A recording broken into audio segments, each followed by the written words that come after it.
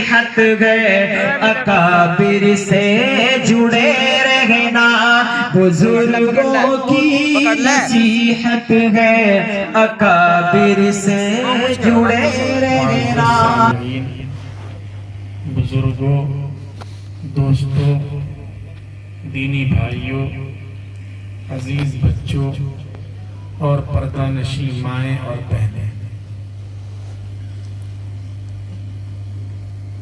आप हजरात काफ़ी देर से दीन की निस्बत पर और इस्लाह की निस्बत पर मुनाकिद होने वाले इस प्रोग्राम का हिस्सा बने हुए हैं, इससे इस्तिफादा कर रहे हैं। मेरे मोहतरम बुजुर्गों और दोस्तों, यूं तो इस वक्त उम्मत के सामने बहुत से मसाइल हैं, जिनमें से चंद मसाइल का आपके सामने तज़किरा आया, लेकिन सही बात यह है कि इस वक्त जो सबसे बड़ा चैलेंज है, जो सबसे बड़ा मसला है, वो दर हकीकत फितनों के इस दौर में अपने और अपनी नस्लों के ईमान की हिफाजत का मसला है। देखिए, हमारे पास ईमान ये सबसे कीमती सरमाया है, ईमान से बढ़कर कोई दौलत नहीं है। अल्लाह तबारक व तआला दुनिया की नेमतें, दुनिया के सोर्सेस, दुनिया की आसानियां, ओहदे, बंगले, कारें उन लोगों को भी अता कर देते हैं जो अल्लाह के बागी हैं, अल्लाह के दुश्मन हैं, जो अल्लाह को ही नहीं मानते, अल्लाह के साथ शरीक ठहराते हैं। अल्लाह उन सबको भी ये चीजें अता कर देते हैं, लेकिन हिदायत सिर्फ और सिर्फ उन लोगों को देते हैं जिनके साथ अल्लाह पाक मोहब्बत करते हैं। नबी परेशान है कि किसी तरह चचा कलिमा पढ़ लें, लेकिन अल्लाह की जात बड़ी बेनियाज है। अल्लाह ने फरमाया, इन्नका ला तहदी मन अहबब्ता वलाकिन अल्लाह यहदी मन यशा। आप जिसे चाहें उसे हिदायत मिल जाए, ये कोई जरूरी नहीं है। हिदायत का पावर और हिदायत की अथॉरिटी सिर्फ और सिर्फ अल्लाह रब्बुल इज्जत के पास है। अल्लाह पाक ने हमें वो कीमती दौलत ईमान की शक्ल में अता कर रखी है, इसलिए इसकी कदर और कीमत का हमें अंदाजा होना चाहिए। दुनिया में एक आदमी है जो बहुत अच्छा समझा जाता है और है भी अच्छा इंसान, लोगों के काम आता है, गरीबों की सेवा करता है, फ्री में इलाज के लिए हमेशा खड़ा रहता है। उसने कई हॉस्पिटल बना रखे हैं, किसी की जात नहीं देखता, बिरादरी नहीं देखता, शक्ल सूरत नहीं देखता, मजहब नहीं देखता, सबके लिए खड़ा रहता है। तो जाहिर है कि सब लोग उसका रिस्पेक्ट करेंगे, एहतराम करेंगे, उसके साथ मोहब्बत से पेश आएंगे। अगर वो आपके पास आ जाए तो आप उसे एहतराम से बिठाएंगे। इलेक्शन का जमाना हो तो शायद आप उसके कारनामों से मुतासिर होकर उसे वोट भी दे दें। लेकिन मसला ये है कि उसका सीना ईमान की रोशनी से खाली है। इन सब के बावजूद भी तो क्या होगा, जब वो इस दुनिया से जाएगा तो दुनिया वाले उसके मरने के बाद मुमकिन है अफसोस करें, कुछ चौराहों पर उसके नाम के बोर्ड लगा दिए जाएं, उसके नाम पर कुछ अवार्ड दे दिए जाएं, लेकिन आखिरत में महरूमी, नाकामी और जहन्नम की दहकती हुई आग के सिवा उसे कुछ नहीं मिलेगा। उसके बिल मुकाबिल एक आम सा इंसान है, गांव का रहने वाला, मोटा झोटा कपड़ा पहनता है, 2 वक्त की रोटी के लिए उसे संघर्ष करना पड़ता है। समाज में, बिरादरी में भी उसका कोई खास टाइटल नहीं है, लेकिन उसके सीने में ईमान का चिराग जल रहा है। तो जब वो इस दुनिया से जाएगा, आखिरत में उस ईमान की बरकत से दुनिया के एतबार से बज़ाहिर मामूली और इस आम आदमी के लिए भी कभी ना कभी जन्नत के दरवाजे जरूर इसका इस्तेमाल करेंगे, क्योंकि इसके पास ईमान है। इसलिए ईमान से बढ़कर कोई दौलत नहीं है। अल्लाह पाक ने भी फरमाया है, वला तमूतुन्ना इल्ला व अंतुम मुस्लिमून। लोगों, इस बात का ख्याल रखना कि जब भी तुम्हारी मौत आए, तुम्हें मरना है तो सिर्फ और सिर्फ इस्लाम पर मरना है, ईमान पर मरना है। इसके अलावा किसी और मजहब पर, किसी और नजरिए पर, किसी और विचार पर तुम्हें जान नहीं देनी है। इसका बहुत ख्याल रखना है। तो कुरान पाक ने इरशाद फरमाया है। इसलिए हमें अपने ईमान की भी हिफाजत की फिक्र करनी है और नस्लों के ईमान की भी हिफाजत की फिक्र करनी है। इस वक्त का जो मसला है वो मसला इसी ईमान, ये फितरों का जमाना है। इस जमाने में इस वक्त डायरेक्ट ईमान को टारगेट किया जा रहा है। सिर्फ अमल पे बात नहीं है, बात बहुत आगे बढ़ चुकी है। आमाल में कमी, नमाज की कोताही, रोजे की कोताही अल्लाह तबारक व तआला माफ भी कर देंगे। लेकिन अगर ईमान में ही खलल आ जाए, ईमान में ही कमी आ जाए, तो फिर तो इंसान कहीं का नहीं रहेगा। इस वक्त जो हमला हो रहा है वो बराह रास्त ईमान पर हमला हो रहा है। ईमान को टारगेट किया जा रहा है। हमारी नस्लों के अकीदे को, इनकी फिक्र को खराब करने की कोशिश की जाती है। इसलिए अपने बच्चों का अकीदा दुरुस्त कीजिए। तौहीद का अकीदा, रिसालत का अकीदा, आखिरत का अकीदा, ये इंतहाई बुनियादी अकाइद में से है। हमें अपने बच्चों को तैयार करना है। और हदीस पाक में पेशीन गोई भी है कि जब क़यामत करीब आएगी, फितनों का जमाना आएगा, तो लोगों के लिए ईमान पर कायम रहना इतना आसान नहीं होगा। बहुत तेजी के साथ लोग अपना मजहब बदलेंगे, छोड़ेंगे। हदीस पाक में बुखारी शरीफ की रिवायत है कि आदमी सुबह को मुसलमान होगा, शाम होते होते काफिर हो जाएगा। शाम को अच्छा खासा मुसलमान है, सुबह होते होते अपने दीन का और मजहब का सौदा कर चुका। अब ये सब चीजें हम लोगों के सामने आहिस्ता आहिस्ता आ रही हैं। अरे आ रही है कि नहीं आ रही है? आप हजरात सुनते हैं ना इन वाकयात को, उससे ज्यादा इन वाकयात को आप सुनते हैं, देखते हैं, महसूस करते हैं।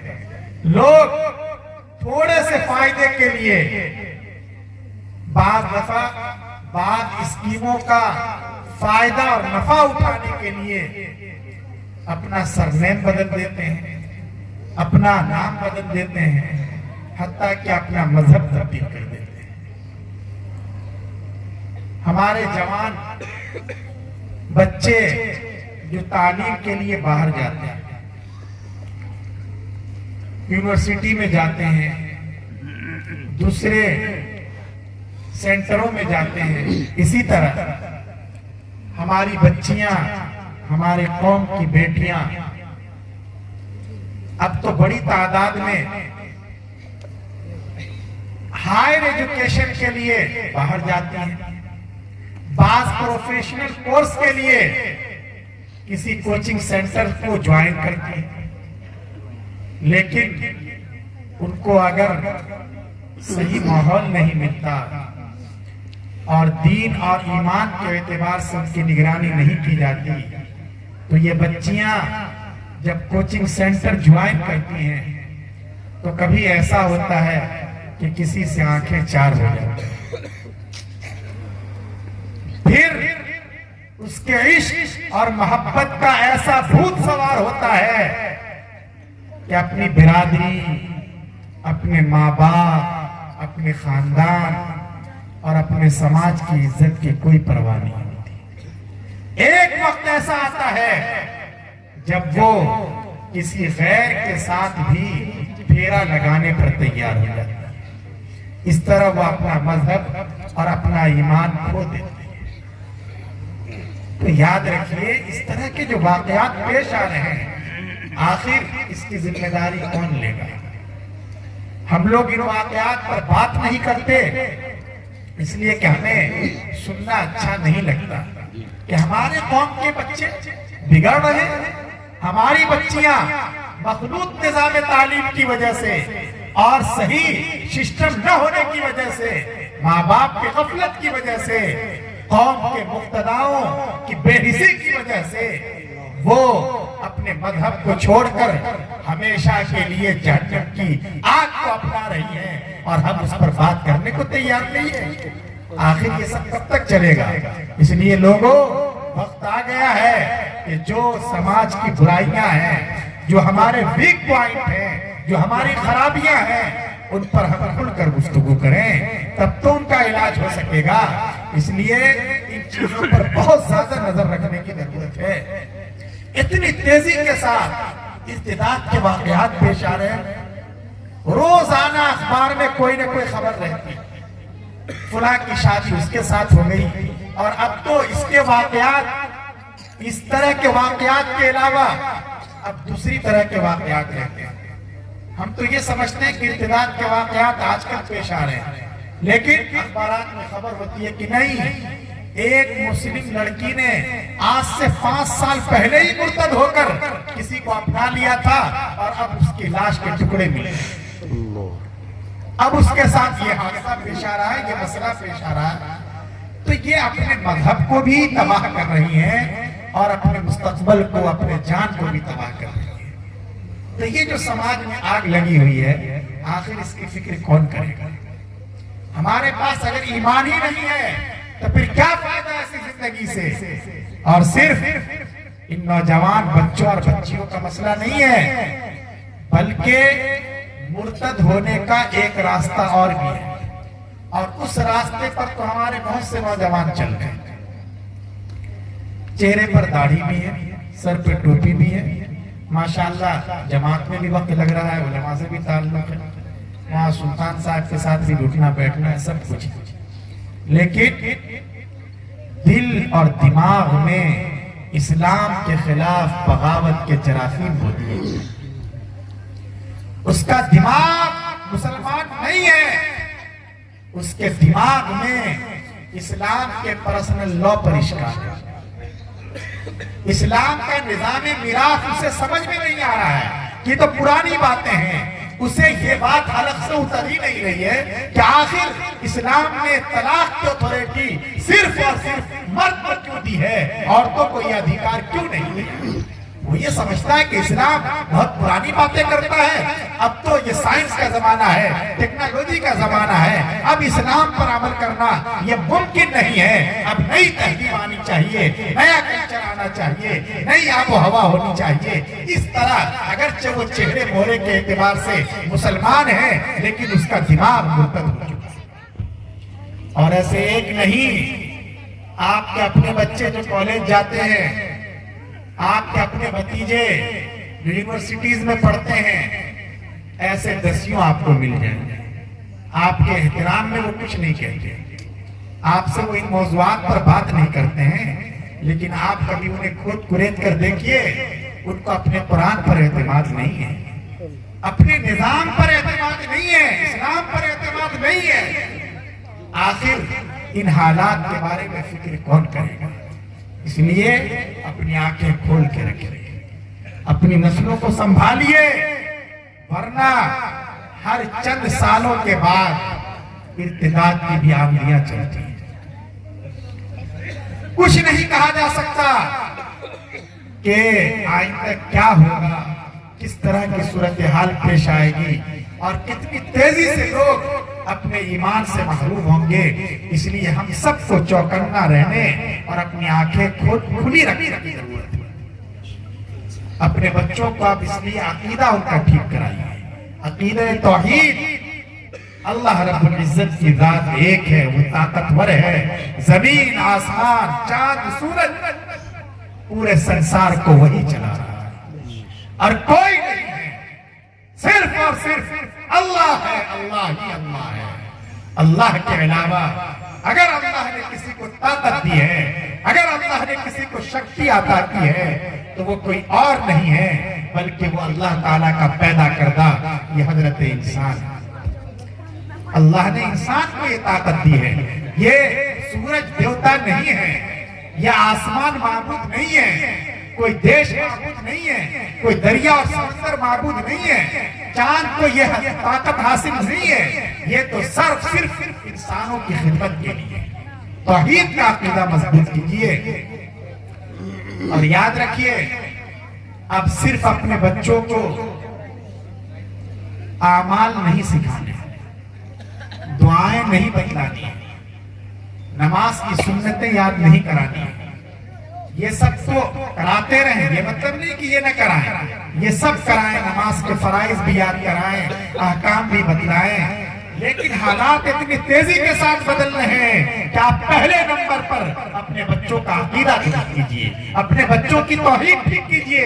अब आप अपने बच्चों को सुबह शाम ये सबक भी पढ़ाइए कि बेटे, हो सकता है तुम कहीं गिर जाओ, अकेले पड़ जाओ, कोई ना हो, तुम्हारे हाथ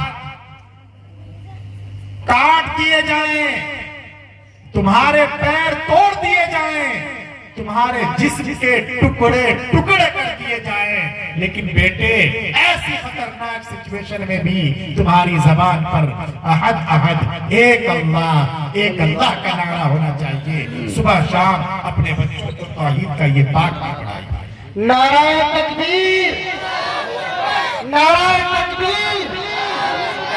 मुफ्ती अशरफ अब्बास साहब, अपने बच्चों का रिसालत का अकीदा मजबूत कीजिए।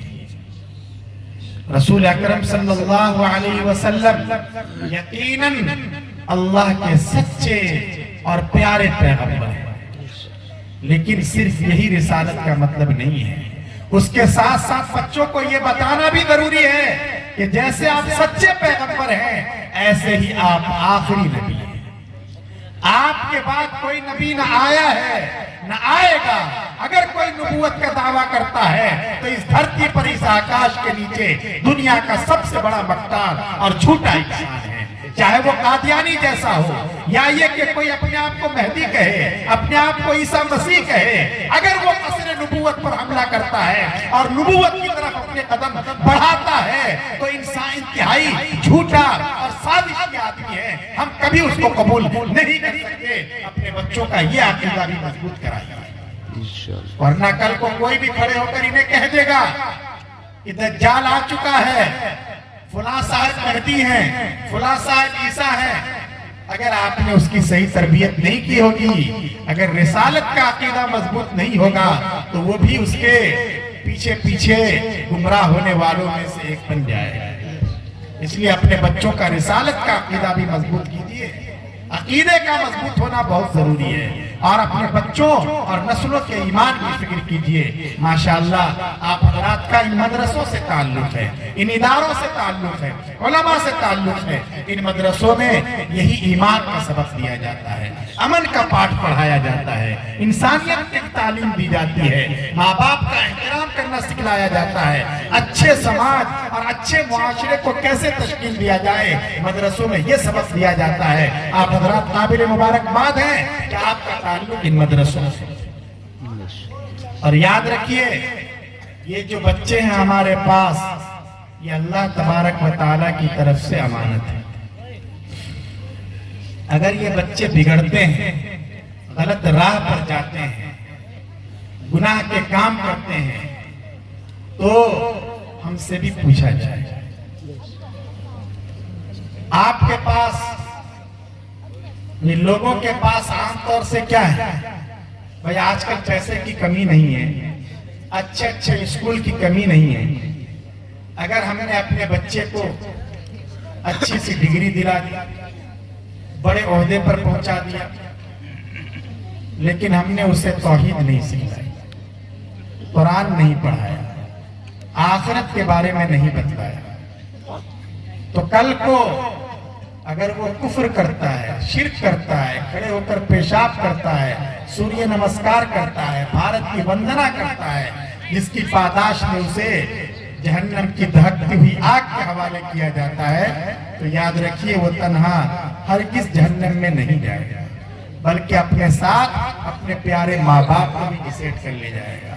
इसलिए हमें अपने बच्चों के सिलसिले में बहुत हसास होने की जरूरत है। ये मतलब नहीं कि हम अपने बच्चों को साइंस न पढ़ाएं, हम अपने बच्चों को टेक्नोलॉजी न सिखाएं।